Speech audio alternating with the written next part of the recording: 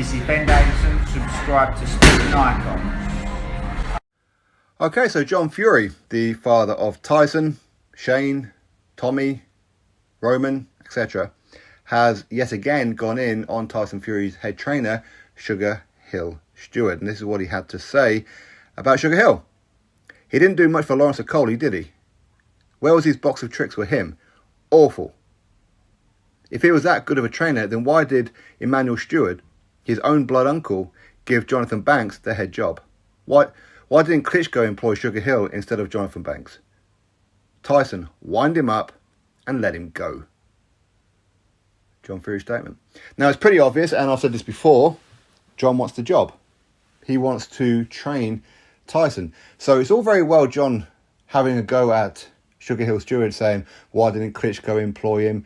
Why didn't his uncle give him the head trainer's job and all that kind of stuff? Listen, he may well have some fair points. I don't know. But it could also be spun back around and say, well, John, why is it that Tyson, your own blood son, employed Rob McCracken, employed your brother Huey, employed your brother Peter, employed Ben Davison, employed SugarHill, didn't employ you at no point?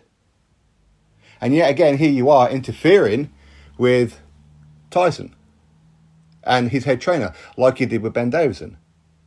Now, I don't know why, or the reasons as to why Peter and Tyson don't talk or not train together. Whatever that situation is, it's none of my business, right? But if I could have like a 2 or 3 guesses, one of my guesses would be John Fury had something to do with it.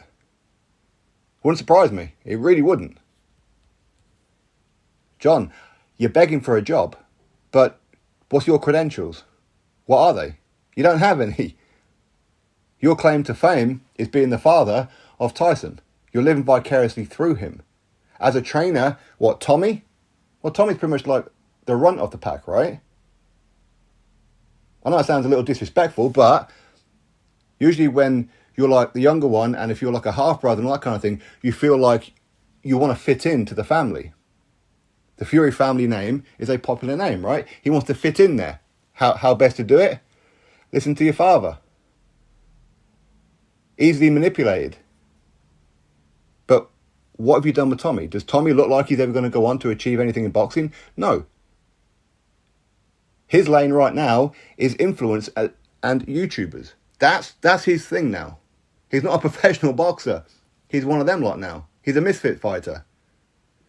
That's what he is. Nothing wrong with that. He's earning some good money out of it. Why not? But again, he's made his name off of his brother Tyson. So what's your claim to fame? What, that Tommy beat Jake Paul? Whoop-de-doo. Any area champion in the country would beat Jake Paul. So what's your credentials? There's a reason why Tyson always overlooked you. There's a reason for that. Because he doesn't rate you as a trainer.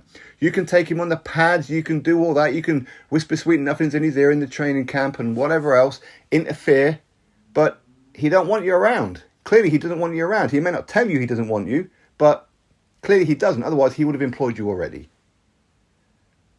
I know, of course, there was a time when John was serving some time, when, of course, he couldn't have been in Tyson's corner. And you know what? Maybe that was a good thing, because at least then he was out of the way of Tyson, and Tyson can just get on with his career without him being his overbearing father. But now he's back around. Tyson's already on his course. Tyson is the fighter he is because of his Uncle Huey, his Uncle Peter, Ben Davison, and now SugarHill. Not John Fury. John Fury tries to claim credit for how good Tyson is just because he slept with his mum. That's his whole contribution to how good Tyson is. He wants to talk about DNA and all that kind of stuff. Listen, I wouldn't know, but is Tommy going to go on and do something? Is Roman going to go on and do something? Are they? John, you're living vicariously through Tyson, okay? It's embarrassing. You are cringe. You are absolutely cringe. No fighter out there worth their salt will come to you as head trainer. Not one of them. So get off Tyson's back. If Tyson wants to have SugarHill around, clearly Tyson sees something in SugarHill that he likes. He likes his company. He likes how they train together. And that's all there is to it. SugarHill's claim to fame before Tyson Fury was what? Not much. But when you have the experience that Tyson has, you don't really need a coach anymore. You don't. A coach there is to reiterate certain ideas that Tyson may already have. Tyson can adjust on fight night.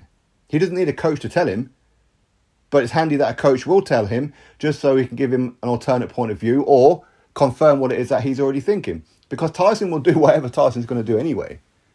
So I'm not saying that he shouldn't get rid of SugarHill. I'm saying he knows what he's doing. He knows who's best in his corner.